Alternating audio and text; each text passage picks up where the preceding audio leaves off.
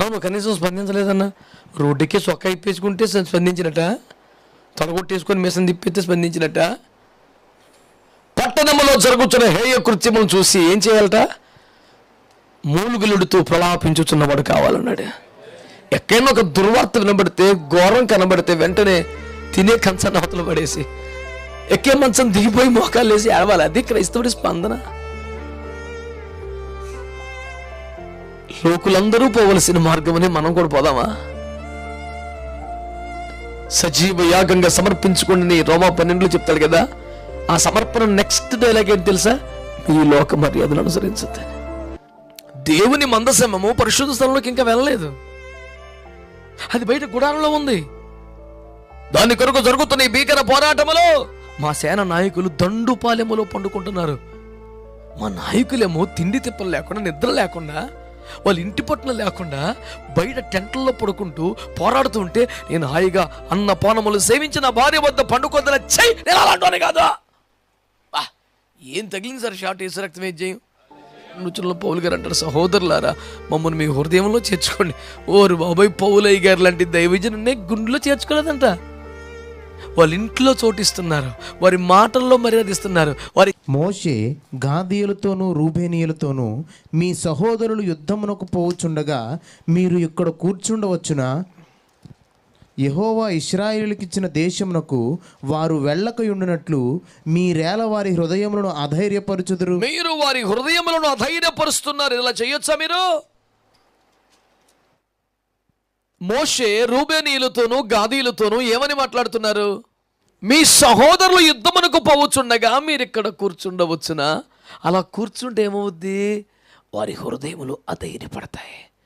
మా సహోదరులు మాతో లేరు, మా సహోదరులు మాతో ఏకీభించట్లా, మా సహోదరులు మాకు సపోర్ట్ చేయట్లా, మా సహోదరులు మా పక్షంగా యుద్ధం చేయట్లా, మా సహోదరులు మమ్మల్ని మా చావు మేము చావుండన్నట్టు వదిలేశారు అనే విషయం అట వారికి హృదయానికి అధైర్యం కలిగిస్తుందట.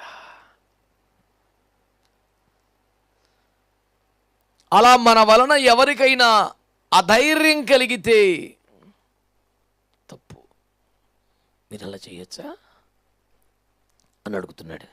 సీరియస్గా సిన్సియర్గా ఆలోచన చేయండి. ఈ 2 గోత్రాలు ఎవరు? రూబేనీయులు, గాదీయులు మోషే దగ్గరికి వచ్చాయా? మీకు ఇష్టమైతే అందరికి ఇచ్చినట్టు కాకుండా ఓ ₹2 ఎక్స్ట్రా ఇవ్వండి, మాకు ఒక 2 ఎకరాలు ఎక్స్ట్రా ఇవ్వండి అని అడిగితే ఇది న్యాయమా? తప్పు కదా.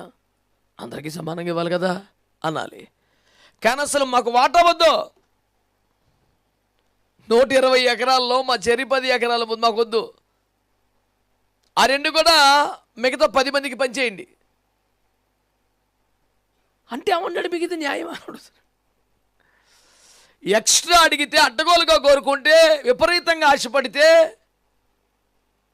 ఆధిపత్యాన్ని ఇంకేదో కోరుకుంటే తప్పు కదా. సంఘంలో అందరూ సమానమే, మీరు అలా ఎక్కువ కోరుకుంటే ఎలాగా? అలా చేయొచ్చా అని అడగాల. అసలు మాకు స్వాస్థ్యం వద్దండి, మా వాటా కూడా మీరు వాళ్ళకి ఇచ్చేయండి, అసలే వాళ్ళ నుంచి మేము రాం, మేము ఉండిపోతాం, మీరు సాగిపోండి అంటే పోన్లే దరిద్రం వదిలిపోయిందను, ఆడవాట కూడా మనం ఇంగేయించను, 10 ఎకరాలు రావాల్సిన చోట 12 ఎకరాలు వస్తుంది హల్లెలూయాను, ఎగిరికి అంతేసి పరిగెత్తాలి కదా. మాకు స్వాస్థ్యము వద్దు అంటుంటే న్యాయమా అని అడుగుతున్నాడు ఏంటండి? ఈ లోకం అయితే అలా మాట్లాడిద్దా? దేవుని బాధ ఏంటి? ఏ భేదము లేదు, అందరూ పాపము చేసి లాస్ అయిపోతున్నారు. ఏమి లాస్ అయిపోతున్నారు? దేవుని మహిమను పొందలేకపోతున్నారు. ఆయన బాధ అంతా మనము మహిమను పొందలేకపోతున్నామని, మనం అభిషేకం పొందలేకపోతున్నామని తప్ప ఎరా కన్న తండ్రి ఇలా చేయొచ్చట్రా, మీరు భలే పని చేశారా, ఎంత ప్రేమతో పెంచుకున్నారా, ఇలా చేశారేట్రా, అన్యాయమరా, అక్రమరా, మోసం చేశారా. ఆయన బాధ అంతా తనకేదో లాస్ అయిందని కాదు, మనము లాస్ అవుతున్నామని ఆయన ఏడిపంతది. ఆయన బాధ అంతా అది. ఇప్పుడు ఒకవేళ మనం పరలోకం వెళ్ళకపోతే యేసుప్రభుకి ఏమైనా లాస్ ఉంటుందా? అంత ఆలోచన చేస్తున్నారు ఎందుకు?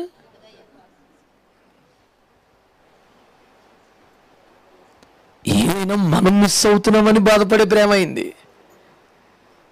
నాకు ఇలా పెట్టలేదు, నాకు అలా చేయలేదు అని ఆయనేం ఫీల్ అవ్వట్లేదు. మీరు నన్ను అవసరం మిస్ అయిపోతున్నారా?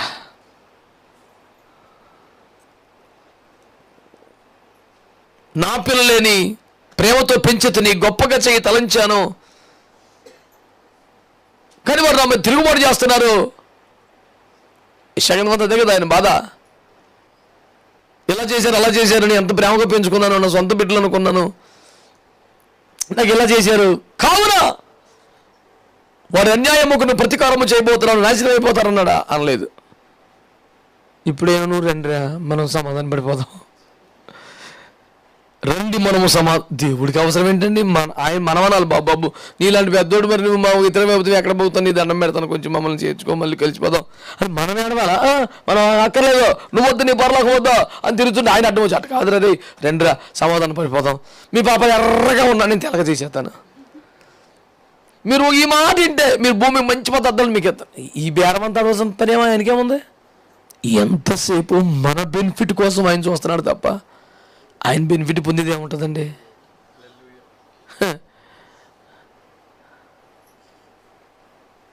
చాలామంది బైబిల్లోని దేవుడు దుర్మార్గుడు అలాగేలాగా తన పబ్బం గడుపుకోవడం, దేవుడి పబ్బం గడుపుకోవటానికి మనం అప్పాలు తయారు చేయాలి. ఏం చెప్తున్నావు నువ్వా? ఓ పెద్ద మనిషి గురించి మాట్లాడేటప్పుడే జాగ్రత్తగా ఉండాలి, మరి దేవుడి గురించి మాట్లాడినప్పుడు కొంచెం ఆలోచించవద్దుగా.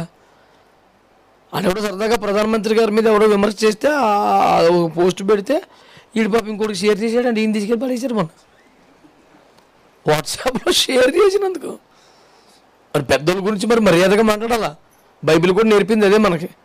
అధికారులు మీకు మేలు కలిగినట్లు దేవుని సేవకులు అన్నాడు.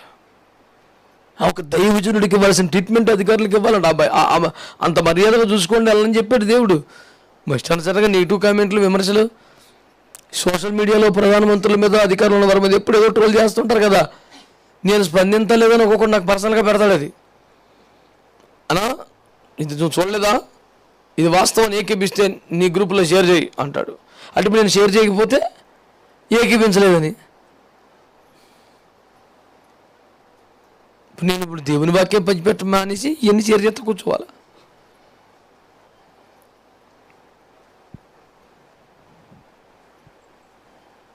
అన్నా నువ్వు కనీసం స్పందించలేదన్నా. రోడ్డుకి సొక్క ఇప్పేసుకుంటే స్పందించినట్ట, తొలగొట్టేసుకొని మిషన్ తిప్పితే స్పందించినట్ట. పట్టణంలో జరుగుతున్న హేయ కృత్యములను చూసి ఏం చేయాలట? మూలుగులుడుతూ ప్రలాపించుచున్నవాడు కావాలన్నాడు.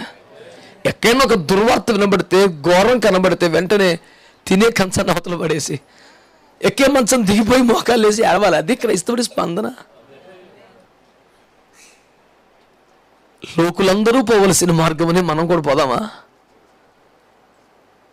సజీవ యాగంగా సమర్పించుకోండి రోమా 12 చెప్తాడు కదా. ఆ సమర్పణ నెక్స్ట్ డైలాగ్ ఏంటి తెలుసా?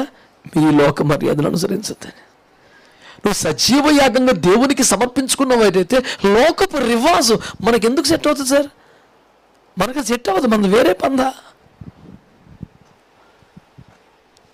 మీకు కొన్ని మాటలు చెప్తాను వినండి.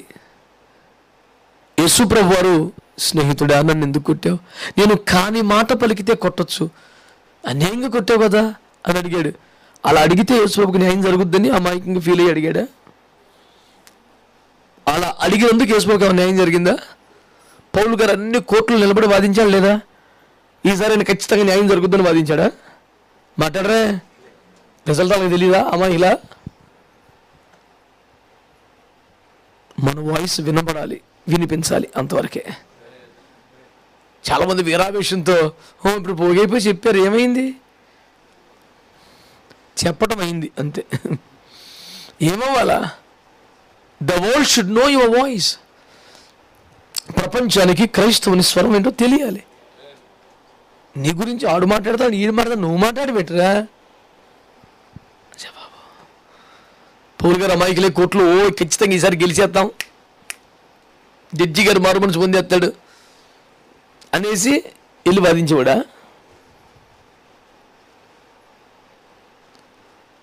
అన్యాయాన్ని నిరసిస్తున్నాం గనక న్యాయమైన స్వరం వినిపించాలి తప్ప న్యాయం జరుగుద్దని భ్రమలో ఎవడూ లేడు. యేసు రక్తం ఏం చేయ, మనకి ఎప్పుడు న్యాయం జరుగుద్ది? ఆయన వచ్చాకే. ఈలోపు ఏముండదు, ఈలోపు ఏముండదు, ఇదంతా మామూలే. .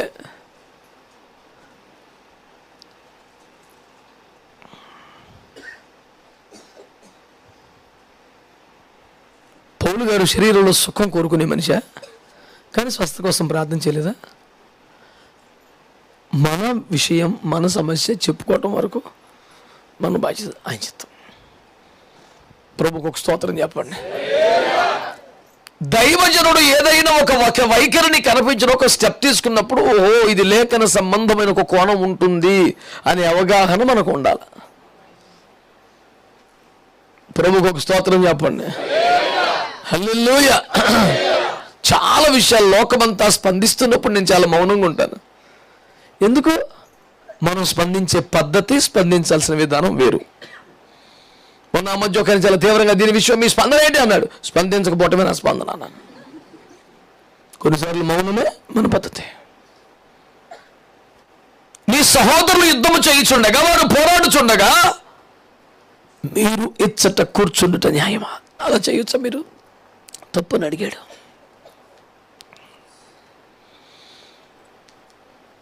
ఆత్మల కొరకు పోరాడుతుంటే, సమస్యలతో పోరాడుతుంటే, వ్యతిరేకతలతో పోరాడుతుంటే, అంతర్గతంగా బాహ్యంగా వస్తున్న యుద్ధములలో పోరాడుతుంటే మాకెందుకులే అన్నట్టు కూర్చోకూడదు. ఇక్కడ సూపర్ లాజిక్ చెప్పాడు. మాకు స్వాస్థ్యం వద్దు కనుక మాకు పోరాటం వద్దు అన్నది వాళ్ళ పాలసీ. మాకు కూడా యోర్దాను నది అంటే అవతల తనమో పొలమో స్వాస్థ్యం కావాలంటే మేము యుద్ధం చేయాలా? మేము వద్దనుకున్నాంగా, అసలు మాకు అక్కర్లేదనుకున్నాంగా.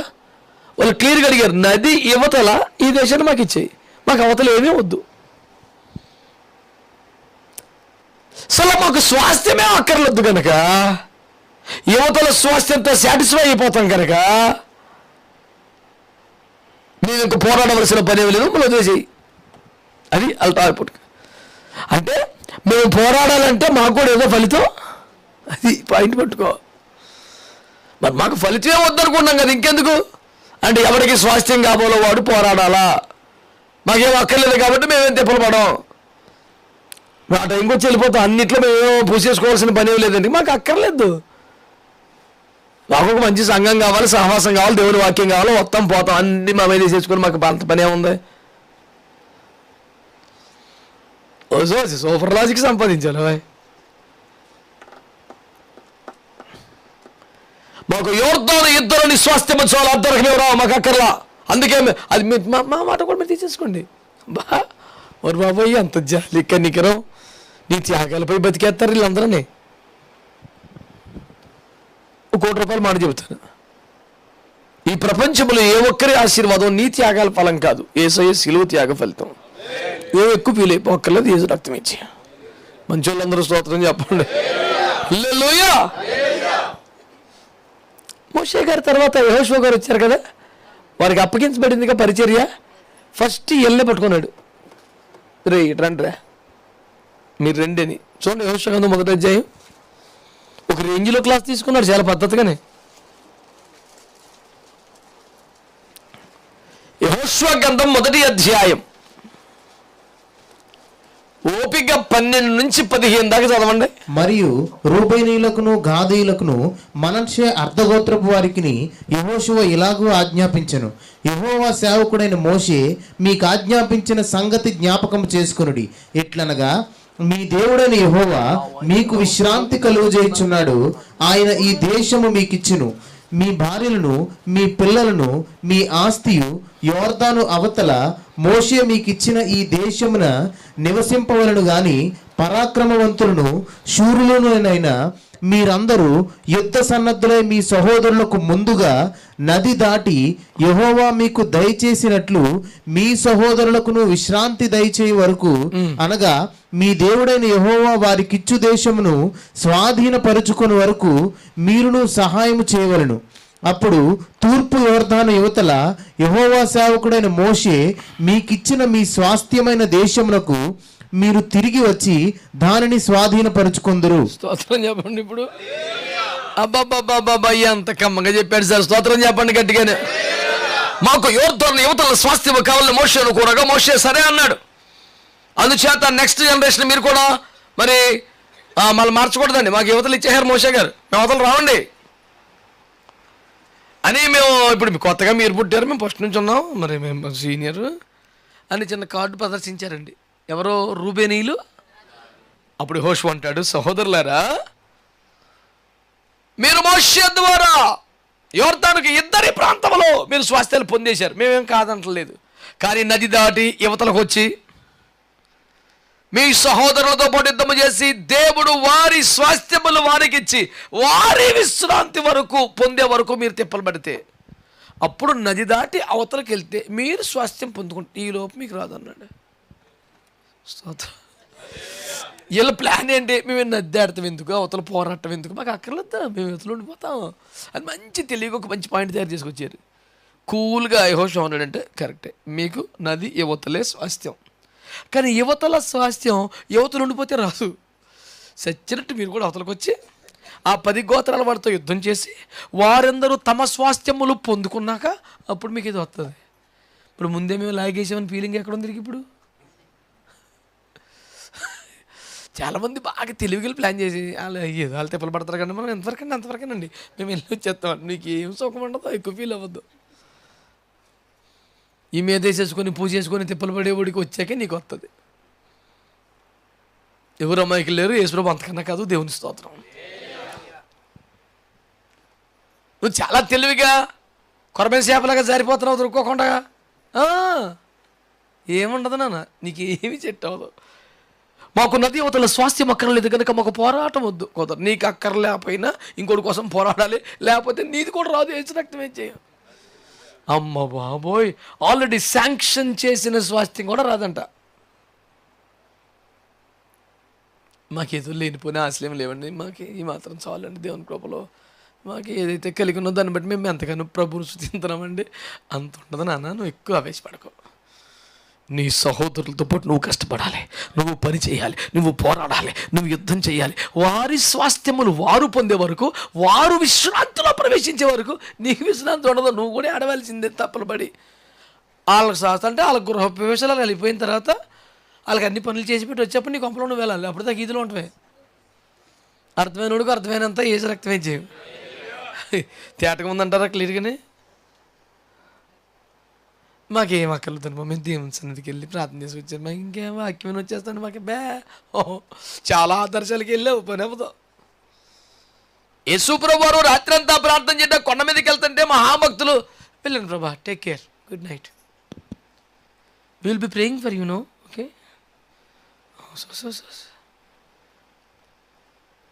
నేనున్న చోటన మీరును ఉండాలని ఆయన భావన.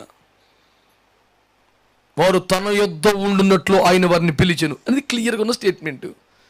వీళ్ళు మటుకు పగలంతా మనం తిరిగాము, ఇంకా రాత్రి అంతా నీలాగా మేము ఎక్కడ పడతాం. Good night, we need rest. అల్లెయ్య యేసు ఒక్కడ కొండ మీదకి వెళ్ళిపోయాడు. వీళ్ళకింద అమ్మాయి పొద్దున్న దాకా రాడు, రక్త అలారం పెట్టే పని లేదు, ఆయన లేక కొడతాడు. అల్లెయ్య అని మంచి పడుకున్నారు.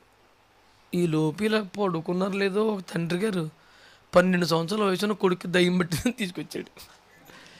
అయ్యలారా, మీరు దయ్యం వెళ్ళగొట్టగలరా? అది అంత పని అధికారం ఇచ్చాడు బాబు. ఏస్తున్నామని దయ్యమా అంటే వెళ్తలేదు. 12 మంది తెల్లవారులు కుర్చీ పెడితేనండి దయ్యం వెళ్ళలేదండి.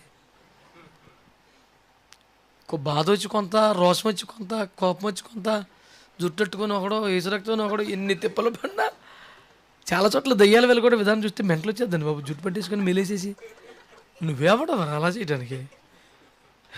ఆయన దేవుని వ్రేలుతో దయ్యమును వెళ్ళగొట్టాడు.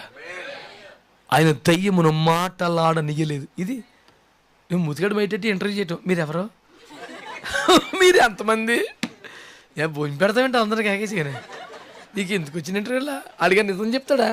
అది వేరే అబద్ధికుడు. ఆడు పెద్ద సత్యసాక్షిలాగా ఆడి దగ్గర ఇంటర్వ్యూ. ఆడు మంచి తమాషా, భలే దొరికారు నాకని ఆడు ఎంజాయ్ చేస్తుంటాడు. కోపన సీసా చూపిస్తాడు దానికి. ఇదేంటి అంటాడు. అమ్మో ఏసు రక్తం అన్నది మీద చేస్తాను. అమ్మా వద్దు. अरे कौन बन गए रे बकरा इसमें, समझते हो तो आना चाहिए ना. ఏ మామాయికం సార్.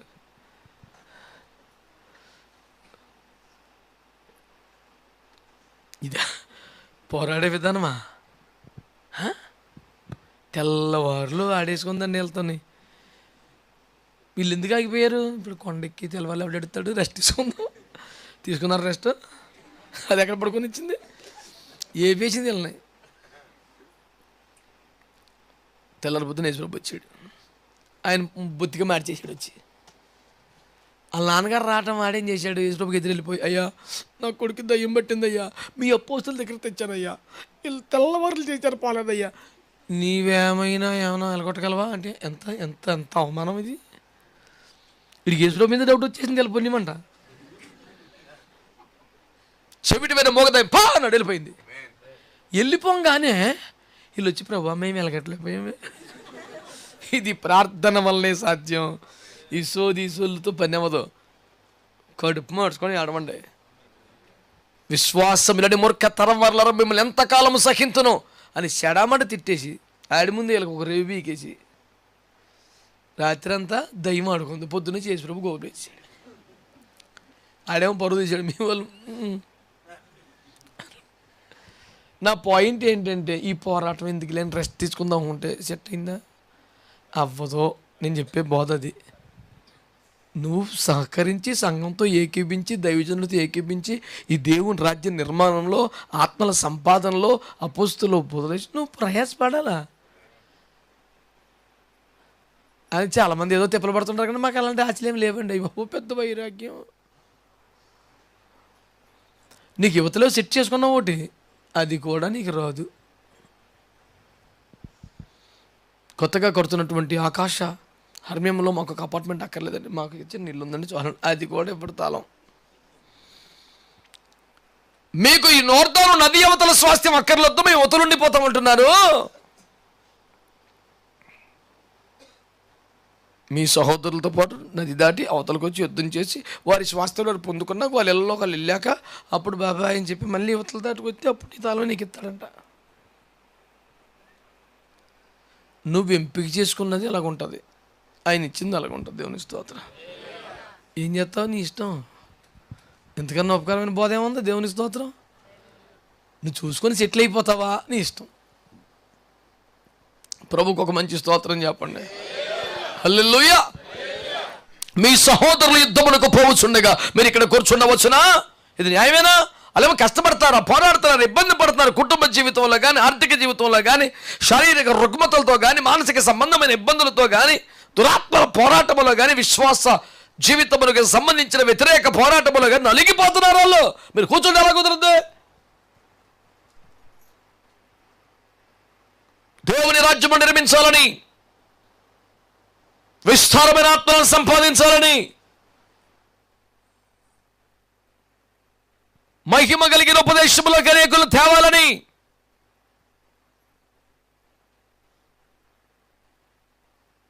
ఒక పక్కలు పోరాడుతుంటే మీరు దగ్గర కూర్చుంటారా? సంగమా, మీ సహోదరులు, మీ దైవజనులు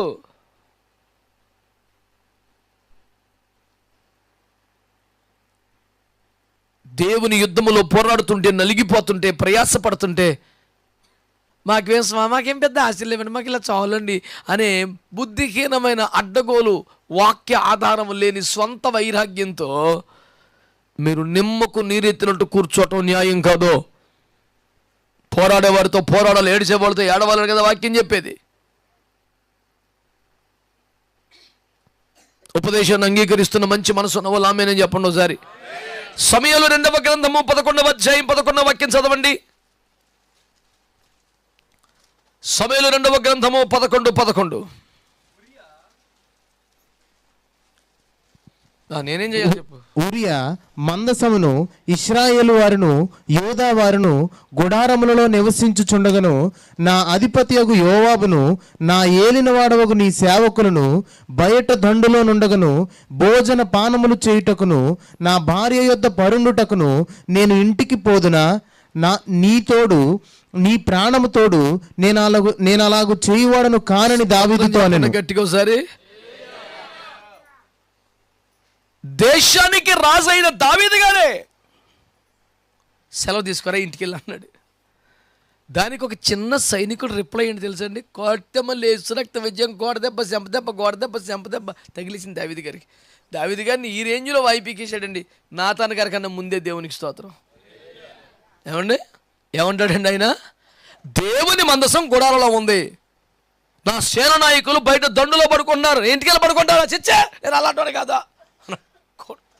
ఏసు రక్తం వేసి ఏమి స్ట్రోక్ ఇంకెవడిచ్చి ఉన్నాడు అలాగే ఏసు రక్తం వేసి.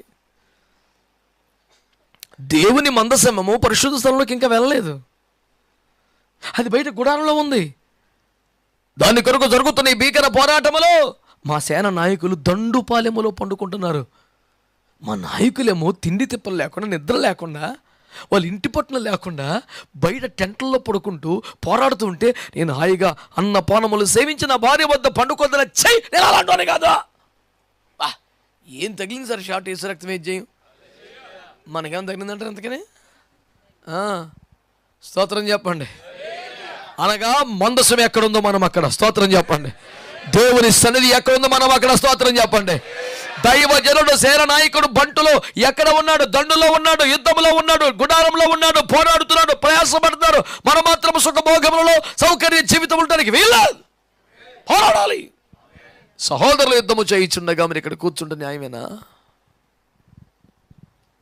స్వాస్థ్యం అక్కర్లేదన్న పేరుతో తెలివిని వాడొద్దు. నీ స్వాస్థ్యం కూడా నీకు దక్కదో, వాళ్ళు స్వాస్థ్యాలు పొందాక నీకు వచ్చుద్దే.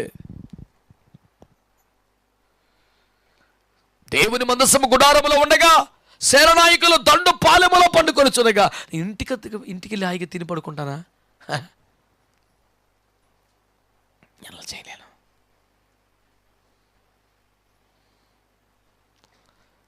నా ప్రారంభ సేవలో ఒకే ఒక్క సహోదరుడు నాతో ఉండేవాడు.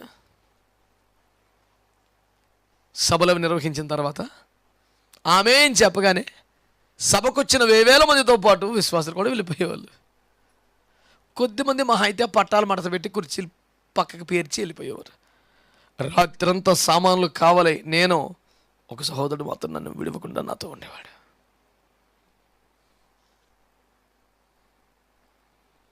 మళ్ళీ రేపు ఆ కూటమి టైంకి వచ్చేవారు. చాలా సంవత్సరాలు నా వివాహం తర్వాత కూడా నేను అక్కడే ఉండి, నేను అక్కడే ఆ పరిచర్లని చూసుకుంటూ ఉంటే తెల్లారి ఉదయం సభకు వచ్చేటప్పుడు నా భార్య బట్టలు తీసుకొస్తే అక్కడే ఎవరన్నా విశ్వాసుల్ని కొంచెం ఇంట్లో స్నానం చేసుకునే అవకాశం ఇస్తారా అని అడిగి ఎవరింటికన్నా వెళ్ళి స్నానం చేసి మళ్ళీ వచ్చి గ్రౌండ్లో కూర్చునేవాడిని. ఇంటికి వెళ్ళి స్నానం చేసి వచ్చే అంత అవకాశం కూడా లేని పరిస్థితి. సంవత్సరాలు గడిచింది నాకు అలాగా. దేవుని కృపలో ఇప్పుడు చాలామంది నమ్మకమైన బాధ్యత కలిగిన భారమోసి బిడ్డలను దేవుడు ఇచ్చాడు. నేను తీరిగ్గా టయానికి ప్రసంగం టైంకి వస్తే చాలు అన్నీ సెట్ చేసి ఇలాగ తయారైపోయారు పిల్లలు. లక్షల రూపాయలు ఖర్చు పెట్టి చేసే భారీ కార్యక్రమాలు కూడా మీరు ఎందుకురండి మెల్లిగా రండి అనే పరిస్థితి. కూటమి అయ్యాక కూడా మీరు వెళ్ళిపోండి అనే పరిస్థితి. ఇది లేని చాలా సంవత్సరాలు ఉన్నాయి బిడ్డలారా. అన్ని సామాన్లు జాగ్రత్త పెట్టుకుని, సౌండ్ సిస్టమ్ అంతా జాగ్రత్త పెట్టుకుని, లైటింగ్లను జాగ్రత్త పెట్టుకుని, అట్లా పరదాలు కప్పుకొని కావలిగా స్టేజీ మీద మంచులో పడుకునే సంవత్సరాలు ఎన్నో. నాకు సభలు పెట్టాలన్నది కానీ మరి సంఘంలో పెద్దగా ఎవరు సహకరించలేదండి, అందుకే పెట్టను కాదు. ఎవరు సహకరించకపోతే నేనే తిప్పలు పడతాను. సహకరిస్తే దేవునికి స్తోత్రం. సేన నాయకులు దండుపాలెములో పండుకొనుచున్నారు. నేను పోయి ఇంటి వద్ద పండుకుంది, నా చిచ్చి నా వల్ల కాదు అనలేదు ఆ కాలంలో విశ్వాసులు. ఇప్పుడు మీ సంగతి ఏంటి మరి? ఆ 10 గోత్రాలు చేస్తున్నారు కదండి, మీరు కూడా చెయ్యాలి. 10 మంది వాళ్ళే సరిపోతారండి, మాకు ఇక్కడ సరిపోద్దండి. ఇవ్వడుగా, నువ్వు చూసుకొని సెట్ చేసుకున్నావు కానీ ఇవ్వడుగా. సచ్చినట్టు నది దాటాలి, యుద్ధం చేయాలి. వాళ్ళ స్వాస్థ్యాల్లాగా వెళ్ళిపోయి వాళ్ళందరూ చక్కగా కృతజ్ఞత కొట్టాలు పెట్టేసుకొని భోజనాలు చేసుకుని అన్ని ఆకులు తీసేసి అప్పుడు రావాలి నువ్వు మళ్ళీ ఇక్కడికి. నువ్వు ముందే తెమిలి చేసుకుందాం అనుకున్నావు, అవ్వదో. ఈ యుద్ధంలో నువ్వు కూడా చేరాలి, నువ్వు కూడా పోరాడాలి, నువ్వు కూడా ప్రయాసపడాలి. దేవునికి స్తోత్రం చెప్పండి. చెట్టు చివరికి ఒక వాక్యం చదువుకున్నా. రాజుల మొదటి గ్రంథం 19వ అధ్యాయం. రాజుల మొదటి గ్రంథం 19వ అధ్యాయం 10వ వచనం. అతడు ఇశ్రాయేలు వారు నీ నిబంధనను తోసివేసి నీ బలిపీఠములను పడగొట్టి నీ ప్రవక్తలను ఖడ్గము చేత హతము చేసిరి. సైన్యములకు అధిపతియు దేవుడునగు యెహోవా కొరకు మహారోషము గలవాడనై నేను ఒకడను మాత్రమే మిగిలి ఉండగా. ఎంతమంది అంటండి అందులో చెప్పు? ఒక్కడు. అది ఇప్పుడు 18.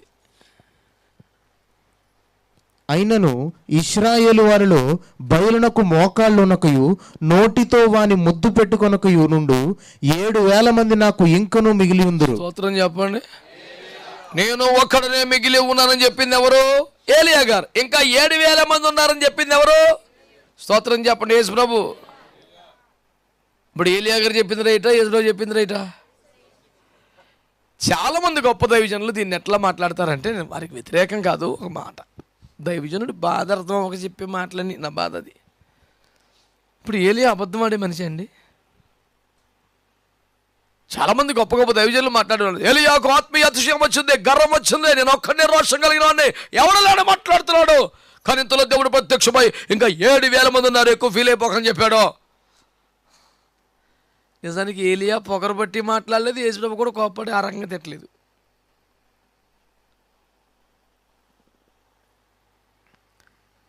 ఇప్పుడు 450 మందిని ప్రవక్తల ఒంటి చేత్తో చంపినప్పుడు ఏలియాకి ఎంతమంది సహకరించారు? ఒకడే కదా. అంతకుముందు కర్మేలు కొండ మీద ఎంత తోడుగా ఎవరున్నారు? కెరీతి ఒక దగ్గర ఎవరున్నారు? మిద్దె మీద సారేపతి విధురాలు కరువు కాలం అంతా పోషించబడినప్పుడు ఎంతమంది ఉన్నారు? ఏలియా అబద్ధం చెప్పాడు. తను ఎప్పుడు ఒంటరివాడే. ఓ ప్రాంతంలో ఉద్యమం కోసం ఏడ్చాడు కొంతకాలం, ఒక విధవరాలు కుటుంబం కోసం ఏడ్చాడు కొంతకాలం, కర్మేలు శకినాలు దేవుని శక్తి నిరూపించబడి ఏడ్చాడు కొంతకాలం. తను ఎప్పుడు ఒంటరివాడే. ప్రార్థించినప్పుడైనా, సవాలు విసిరినప్పుడైనా, అందరినీ సమకూర్చినప్పుడైనా, అగ్ని రప్పించినప్పుడైనా, దహన బలిపీఠం చేసినప్పుడైనా, ఇదంతా జరిగిన తర్వాత 450 మంది ప్రవక్తను ఒంటి చేత్తో చంపినప్పుడైనా ఏరియా ఇప్పుడు ఇంత జరిగిన తర్వాత అయినా వీర విజయాన్ని చూసి ప్రైజ్ ది లార్డ్, కంగ్రాచులేషన్స్ చెప్పడానికి క్లాస్ నిలిచాడా? పోరాడుతున్న దైవజనుడు ఒంటరిగా ఉంటున్నాడు. యుద్ధం చేస్తున్న దైవజనుడు ఒంటరివాడైపోతున్నాడు. ప్రాణం అలిసిపోయి చిన్న ప్రార్థన తలకనొప్పి తగ్గిపోతే ఇడికి పెద్ద ఫాలోయింగ్ అన్నే టచ్ అని కుప్ప తోసేది ఇంకా పేవచ్చవాడు. ఈయన అగ్నిని రప్పించి యెహోవా దేవుడిని ప్రపంచాన్ని నిరూపించిన తర్వాత ఒంటరిగా మాటగా ఉన్నాడు. జనం లేరు, అలిసిపోయాడు, తర్వం పడుతున్నాడు. నా ప్రాణం చాలండి బాబు, ఇంకా నా వల్ల కాదు, నన్ను తీసుకో ప్రభు అన్నాడు. రేగి చెట్టు కింద పడుకోవటం ఇంత విజయం సాధించినాడు. గుహలో దాక్కోవటమా? అయ్యి బాబు, దేవుడు వచ్చి స్వయంగా బలపరిచి అన్నం పెట్టి, నాన్న ముందుకెళ్ళాను, ఇంకా నా వల్ల కాదు ప్రభు, ఇంత మట్టుకు చాలా నా ప్రాణం ఇక్కడ ఎందుకున్నాను, నేను ఒక్కనే బాబు, ఎవరు లేరు. ఇంత వేర విజయం తర్వాత నన్ను గ్లాసు నీళ్ళు ఇచ్చాడా? కర్మేలు కొండకెళ్తున్నప్పుడు నన్ను తోడుకెళ్ళాడా? అక్కడ మోకరించాడా? వెళ్ళేదే. మళ్ళీ ఒంటరిగా ఏడుస్తున్నాడు వర్షం కోసం.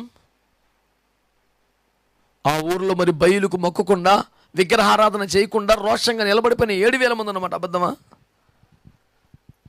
బయలుకు మొక్కరు, రోషం కలిగిన వారే, కానీ ఏలియాకి గ్లాసు నీళ్ళు కూడా ఎవరు. రెండు నిజమే. వీళ్ళు ఎవరి కొరకు రోషం కలిగి ఉన్నారు? యెహోవా కొరకే. మరి ఏలియా ఎవరి కొరకు రోషం కలిగి ఉన్నాడు? యెహోవా కొరకే. వీళ్ళిద్దరు దేవుడు ఒకటే, ఇద్దరు రోషం ఒకటే. వీళ్ళు కేవలం రోషం కలిగి ఉన్నారు. ఏలియా రోషం కలిగి ఏకంగా పోరాడుతున్నాడు. ఆయనతో నిలబడాలిగా, సపోర్ట్ చేయాలిగా, గ్లాసు నీళ్ళు ఇవ్వాలిగా. మేము బయలుకు మొక్కం, విగ్రహం మేము దేవుని కొరకు రోషం కలిగి ఉన్నాం. కానీ రోషం కలిగి ప్రయాసపడుతున్న దైవజనుడికి తోడుగా నిలబడేది అతను ఎప్పుడు ఉంటాడే. ఇది న్యాయమా? ఆలోచించండి. 2వ కొరింథీ పత్రిక 7వ అధ్యాయం 2 వచనంలో పౌలు గారు అంటారు, సహోదరులారా మమ్మల్ని మీ హృదయంలో చేర్చుకోండి. ఓరు బాబాయ్, పౌలయ్య గారు లాంటి దైవజనుడిని గుండెలో చేర్చుకోలేదంట. వాళ్ళ ఇంట్లో చోటిస్తున్నారు, వారి మాటల్లో మర్యాదిస్తున్నారు, వారి కార్యక్రమాల్లో పిలుస్తున్నారు, కానీ ఇంకా పౌలు గారిని గుండెల్లో చేర్చుకోలేదంట సంఘం. ఎంత ఘోరంగా ఉంది పరిస్థితి చెప్పండి.